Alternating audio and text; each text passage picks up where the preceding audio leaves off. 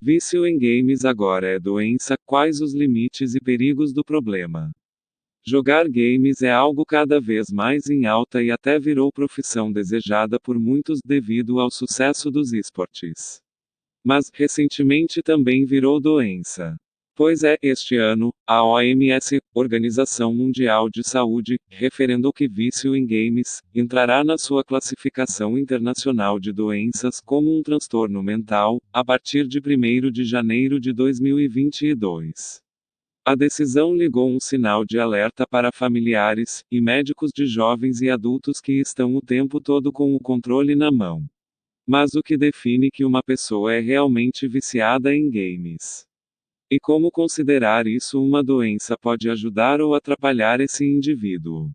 O Viva Bem ouviu especialistas para ajudar você a entender melhor a questão.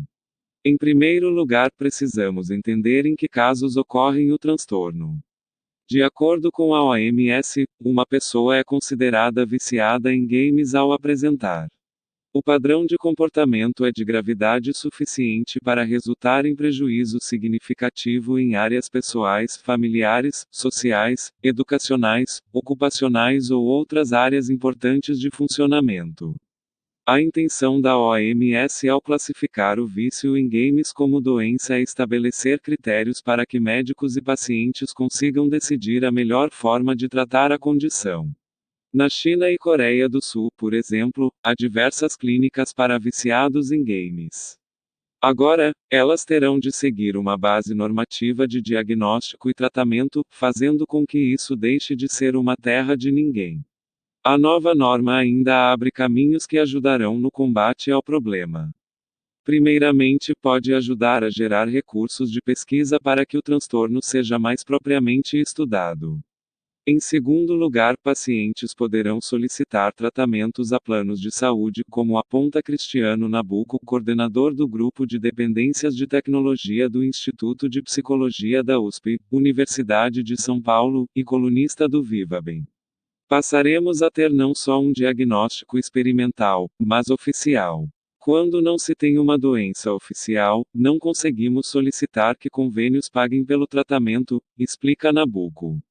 Os defensores da introdução do vício em jogos como doença se baseiam em fatos como a atração que o jogo causa, os prejuízos nas relações sociais e os efeitos fisiológicos que ele gera, como a liberação de dopamina no cérebro, algo que ocorre também ao usar drogas, e até dados científicos sobre queda na bainha de mielina, substância presente em neurônios por pessoas que jogam muito.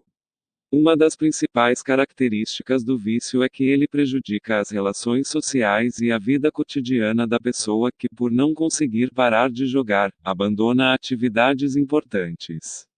Nabuco relata que recebeu em sua clínica um jovem levado a contragosto pela mãe. O garoto tinha largado a escola há 2 anos por causa do videogame, chegou a passar 55 horas ininterruptas jogando e fazia até necessidades ali no quarto, na frente da tela, em vez de ir ao banheiro. Em outro exemplo, um adolescente levado pela família à clínica de Nabuco chegava da faculdade e passava a tarde jogando. Suas notas continuaram boas e ele dizia jogar porque seus amigos também jogavam. Entramos numa área pantanosa. Mas, se a pessoa continua cumprindo bem suas atividades, não temos elementos para dizer que o hábito é prejudicial e se caracteriza como vício, pois o indivíduo tem controle sobre o jogo, diz o psiquiatra. O diagnóstico excessivo, ou seja, a pessoa ser considerada doente quando não tem um transtorno, é um dos principais temores que rondam a nova classificação da OMS.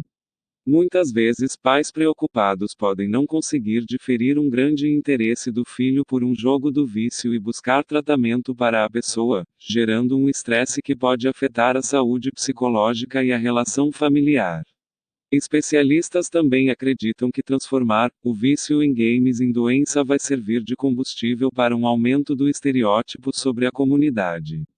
Há décadas gamers já são vistos com desconfiança e, volta e meia, jogos são acusados de ter a capacidade de tornar os jogadores mais violentos, algo que já foi mais de uma vez rebatido. Agora, os detratores dos jogos ganharam um argumento extra.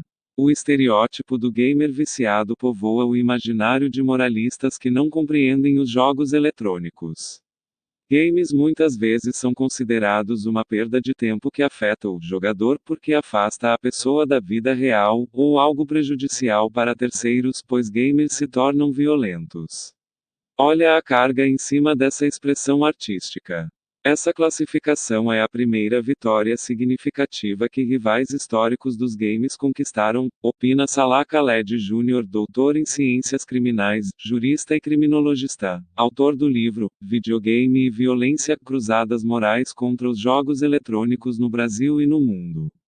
Além disso, a classificação pode tirar o foco de efeitos positivos de jogos. É um mercado que movimenta milhões, sem falar que muitos games são usados na educação, no combate ao sedentarismo, games de dança, por exemplo, e até no tratamento e diagnóstico de doenças como Alzheimer.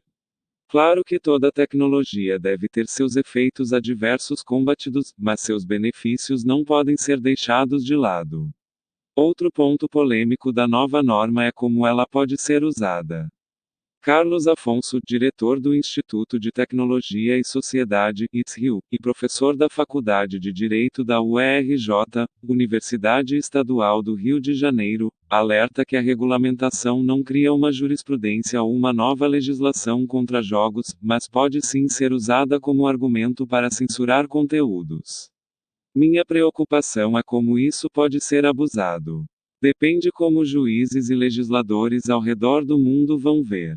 Pode servir como argumento para criar formas de restrição de acesso a jogos que venham a ser atrativos especialmente para os mais jovens, opina. O risco de tornar vício em jogos uma doença é criar um pânico moral para a regulação com menos critérios de jogos que se tornem popular e atrativos. A estratégia de censurar games, por exemplo, não é inédita. No Brasil mesmo, alguns títulos chegaram a ter as vendas proibidas em algum período por serem considerados muito violentos. Considerar o vício em games doença pode fazer com as pessoas prestem menos atenção em questões reais como depressão, bullying, afastamento. As pessoas vão atacar um sintoma, jogar excessivamente, não o problema de verdade. Não vou dizer que é legal e normal uma pessoa gastar 18 horas por dia jogando, ou fazendo qualquer coisa na vida. Mas todo excesso pode ser sinal de outros problemas. Salah Khaled Jr., doutor em ciências criminais, jurista e criminologista, autor do livro Videogame e Violência: Cruzadas Morais contra os Jogos Eletrônicos no Brasil e no Mundo.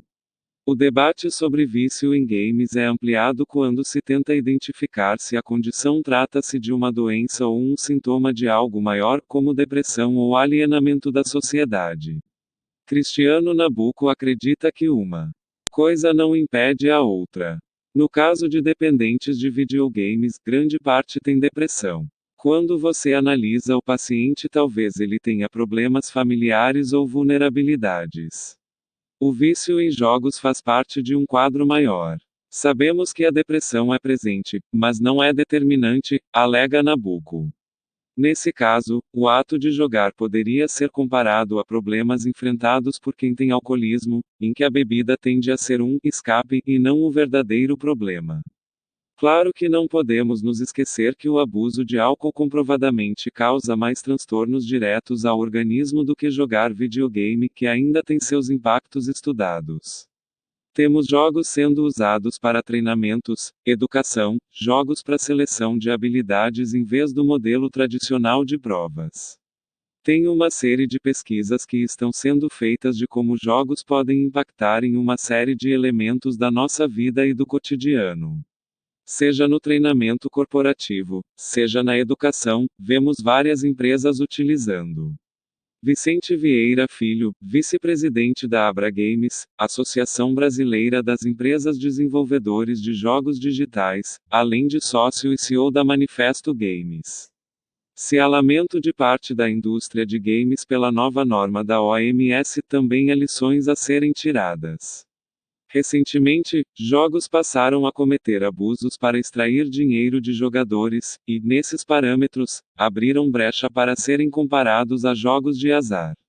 Sim, estamos falando das chamadas loot boxes e dos desbloqueios de conteúdo.